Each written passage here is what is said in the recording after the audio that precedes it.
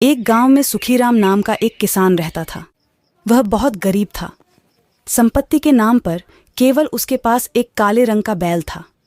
वह उसी से खेत जोतकर अपने परिवार का गुजारा करता था। परिवार में केवल उसकी बीवी और वह ही था। बड़ी मुश्किल से वह अपना जीवन निर्वाह कर पा रहा था। उसकी पत्नी हर रोज उसे ताना मारती और अपने भाग्य को कोसती, लेकिन सुखीराम दिल का सच्चा और शिव जी का भक्त भी था। वह हर रोज उठकर ओम नमः शिवाय का जाप करता और शिव जी को नतमस्तक प्रणाम करता। इससे पहले वह ना तो कुछ खाता और ना ही कुछ पीता। पूजा पाठ करने के बाद वह अपने काम में जुट जाता और बैल को लेकर अपने खेतों पर चला जाता। एक दिन वह अपने बैल को लेकर खेतों पर जा रहा था तो अचानक से एक काला बड़ा सांप आया और बैल को डस लिया। सुखीराम को इसका अंदाजा भी न लगा। कुछ देर चलने के बाद बैल अचानक से गिर गया। सुखीराम कहने लगा, इसे देखो, आलस के मारे सो गया। उठ, अभी तो हमें बहुत सारा काम करना है, वरना शाम को तेरी मालकिन खाना भी नहीं देगी। थोड़ी देर बैल से बात करने के बाद सुखीराम की नजर इधर उधर जाने लगी। उसने देखा कि एक काला सांप बैल के दाएं तरफ से निकल गया है। वह समझ गया कि सांप ने बैल को डस लिया है, जिसकी वजह से बैल मर गया है। अब सुखीराम बिलख कर रोने लगा, क्योंकि उसके जीवन निर्वाह का एकमात्र साधन केवल वही बैल था। अगर बैल ना रहा तो वह अपने परिवार का गुजारा भी नहीं कर पाता, क्योंकि उसके पास जीविका चलाने के लिए कोई दूसरा साधन भी नहीं था। वह जोर जोर से रोने लगा और शिव जी से विनती करने लगा कि हे महादेव, आपको तो पता ही है, यह बैल ही है जो हमारे परिवार का गुजारा कर पा रहा है। अगर यह नहीं रहा तो मैं तो जीते जी मर जाऊंगा। रोते रोते सुखीराम बैल के पीठ पर ही अपना सर रख के सो गया और शिव जी का जाप करता रहा। कुछ देर बाद शिव जी वहां प्रकट हुए और बोले, सुखीराम उठो, क्या हुआ? तुम इस तरह से क्यों रो रहे हो? सुखीराम ने शिव जी को सारी घटना बताई और शिव जी ने उसे दिलासा देते हुए कहा, देखो सुखीराम, अगर तुम मुझसे कुछ मांगना चाहते हो तो मैं केवल एक ही बार तुम्हारी इच्छा पूरी कर सकता हूं। इसके बाद अगर तुम कुछ और मांगोगे तो मैं तुम्हें कुछ भी नहीं दे पाऊंगा। इसलिए अगर तुम कुछ मांगना चाहते हो तो सोच समझकर मांगना। सुखीराम अपने बैल को लेकर काफी दुखी था। बैल के अलावा उसे कुछ भी दिखाई नहीं दे रहा था। उसने तुरंत शिव जी से कहा, हे शिव महाराज, आप मेरे इस बैल को जीवित कर दो, क्योंकि यही मेरी जीविका का एकमात्र साधन है। मेरी पत्नी मुझसे हर रोज झगड़ा करती है। अगर यह बैल ना रहा तो मैं कैसे अपना पेट भरूंगा? शिव जी ने सुखीराम को एक बार फिर सोचने को कहा, लेकिन सुखीराम अपनी बात पर अड़ा रहा। फिर शिव जी ने कहा, ठीक है, मैं तुम्हारे इस बैल को जीवित कर देता हूँ और वरदान देता हूँ कि यह बैल हमेशा तुम्हारे साथ रहेगा। शिव जी ने उस सांड के सर पर हाथ फेरा और सांड तुरंत खड़ा हो गया। यह देखकर सुखीराम काफी खुश होता है और वह शिव जी को धन्यवाद देते हुए सीधा अपने घर जाता है।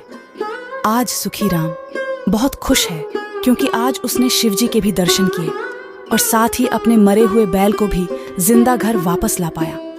घर आते ही वह अपनी पत्नी सुचित्रा को आवाज लगाता है। उसकी आवाज सुनकर सुचित्रा गुस्से में बोलती है, क्या हुआ? क्यों चिल्ला रहे हो?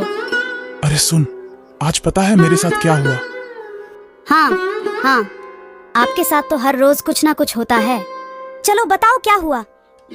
आज पता है मैंने बाबा के दर्शन किए। बाबा? कौन बाबा? अरे भोलेनाथ बाबा। लेकिन कैसे और कहाँ? आज सुबह जब मैं खेतों पर जा रहा था अपने काले बैल को लेकर, तो अचानक से एक काले सांप ने उसे डस लिया और उसकी मौत हो गई। यह सब देखकर मैं रोने लगा और शिव जी का जाप करने लगा। कुछ समय बाद भोलेनाथ खुद प्रकट हुए और उन्होंने मेरे मरे हुए बैल को भी जिंदा कर दिया।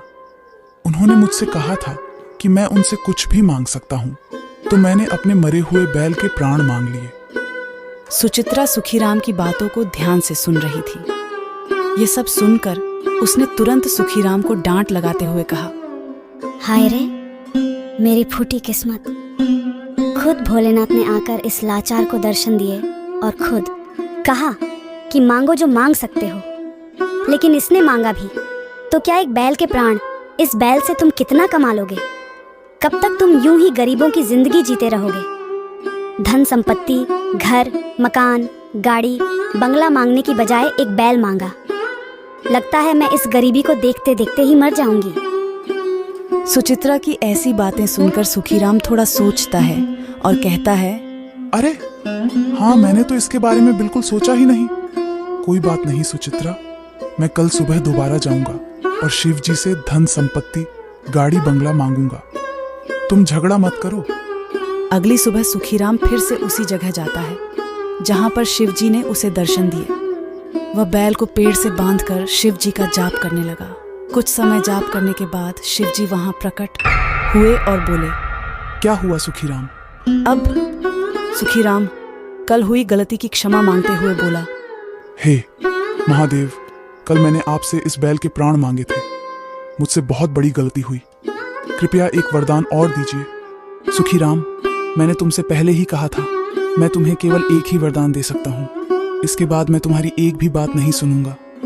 और यह कहते हुए शिवजी वहां से अदृश्य हो जाते हैं। सुखीराम निराश होकर घर वापस लौट आता और आज हुई सारी घटना फिर से अपनी पत्नी को सुनाता है। सुचित्रा सुखीराम की बात को फिर से सुनती है और कहती है, तुमसे कुछ नहीं होगा, अब सब कुछ मुझे ही करना होगा। अगली सुबह सुचित्रा जानवरों की मेले में जाती है और एक जमींदार को वह काला बैल बेच आती है।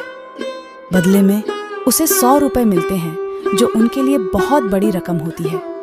बैल को बेचकर सुचित्रा घर वापस आती है। सुखीराम सुचित्रा को आवाज लगा रहा होता है। तभी सुचित्रा जाती है और कहती है, क्या हुआ? क्यों चिल्ला रहे हो? भाग्यवान कहाँ चली गई थी और मेरा बैल कहाँ है? पहले ये 100 रुपए पकड़ो। 100 रुपए इतने पैसे कहाँ से आए? अरे मैंने वही काला बेच दिया है, उसकी कीमत है। बैल बेच दिया? तुमको तो पता ही है, केवल बैल ही है जिसकी वजह से हम अपना परिवार चला पा रहे हैं, और तुमने उसे ही बेच दिया। अब हम इस 100 रुपए से कब तक अपना घर चलाएंगे? तुमसे तो कुछ नहीं होगा, अब मुझे ही सब कुछ करना होगा। देखना, मैं तुम्हें इस महीने के अंत तक ढेर सारा पैसा कमा कर दूंगी। उन दोनों के बीच में बातचीत हो ही रही थी कि अचानक बैल वहां प्रकट हो जाता है। ये देख सुखीराम और सुचित्रा बहुत खुश होते हैं।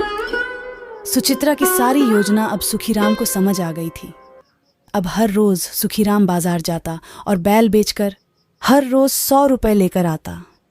इसी तरह चलता रहा और 1 महीने में उन्होंने अपना अच्छा सा घर, गाड़ी और ढेर सारा पैसा कमा लिया। अब वे दोनों एक सुखी जीवन जीते हैं।